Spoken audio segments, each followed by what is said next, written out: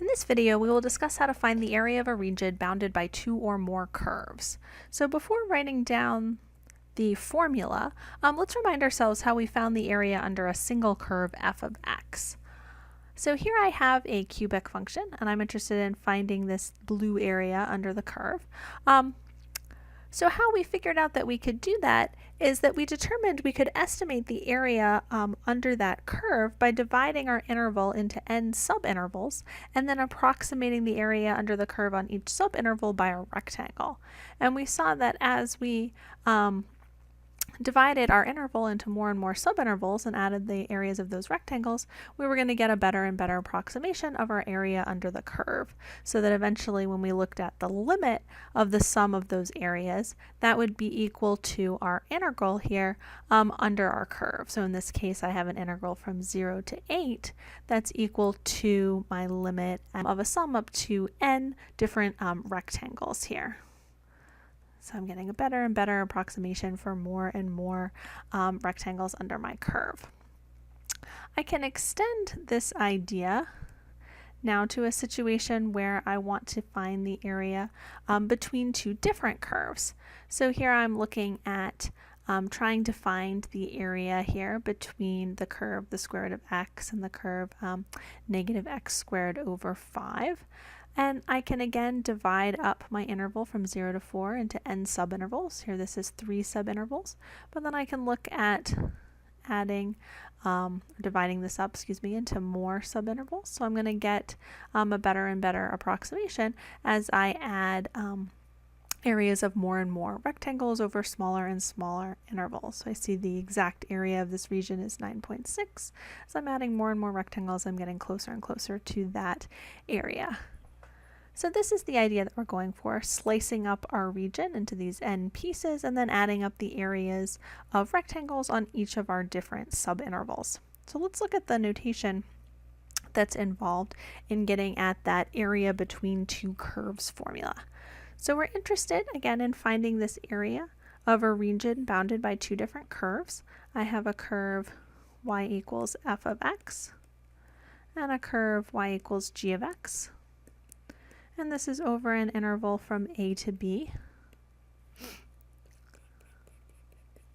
And I'm going to be using this idea of slicing up my interval and then adding up the areas on each of my slices.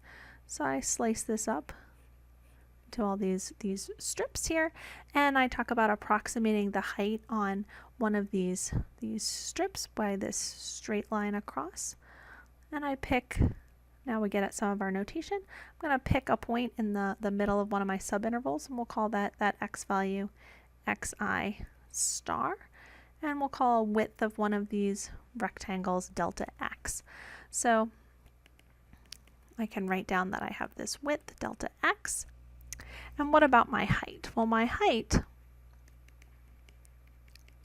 will have to do with the distance between my two curves, f and g.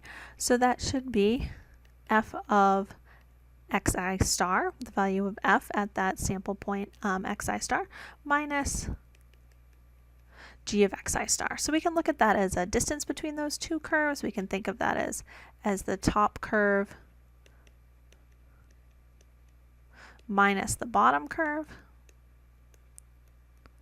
One other way to look at this is also to see that this distance here is clearly our function value f at our xi star, and the distance here, okay, going from the x-axis to our curve g, that's also some kind of g distance, except the y value here at g would be negative, so that's a negative g xi star to make it a distance, because a distance should always be something positive. So if this y value is negative, negative times a negative would make it positive, and then I'm adding those two quantities. So that's another way to look at how we got that f minus g.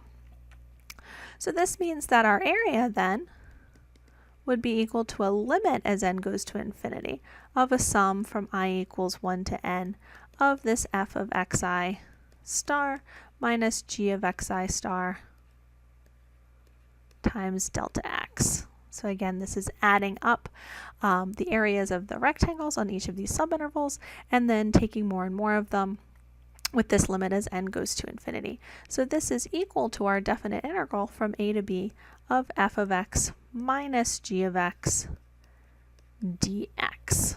Okay, and so in the next slide we're just going to state all the conditions that we have on this being our area formula. So if we do have two functions like we had in our picture before, f and g that are continuous, and f is bigger than g on our interval, then the area of the region bounded by those two curves and our lines x equals a and x equals b will be given by this definite integral from a to b of f minus g dx, where this is again representing our height and our dx is representing our width.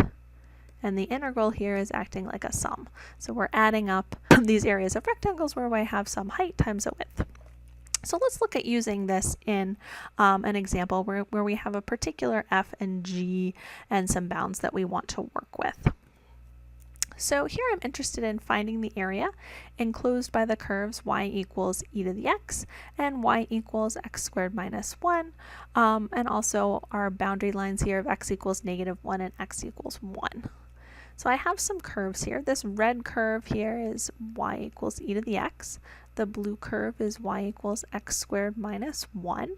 X squared minus 1 will intersect our x-axis here at -1 and 1. So I'm looking at then this particular area. Okay, so how are we going to set up our integral that will represent this area? Well, I want to think again about the slicing idea, and this slicing idea is very important within all of our different applications of integrals that we're going to be looking at.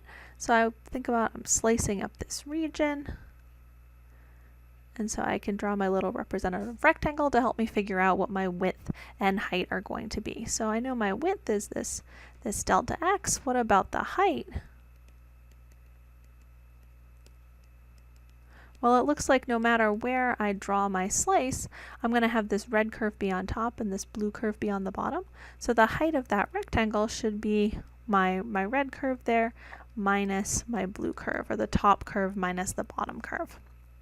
So I'm looking at my area then being an integral from -1 to 1 of e to the x minus x squared minus 1. And so this is our setup, and now we can go ahead and evaluate this. So I have this integral from -1 to 1, e to the x minus x squared plus 1 dx, and then I can take the antiderivative of each term. So we have e to the x minus x cubed over 3 plus x from -1 to 1, so we're using the fundamental theorem here. We'll plug in 1 first, so I have e minus 1/3 plus 1 minus what happens when we plug in -1. So we have e to the -1 minus -1 cubed, so -1 cubed would still be negative, so that'll end up being plus 1/3, and we have minus 1. So when we do the arithmetic here, distribute this negative sign through, we get that our area is 4/3 plus e minus 1 over e. And that ends this introduction to finding areas between curves.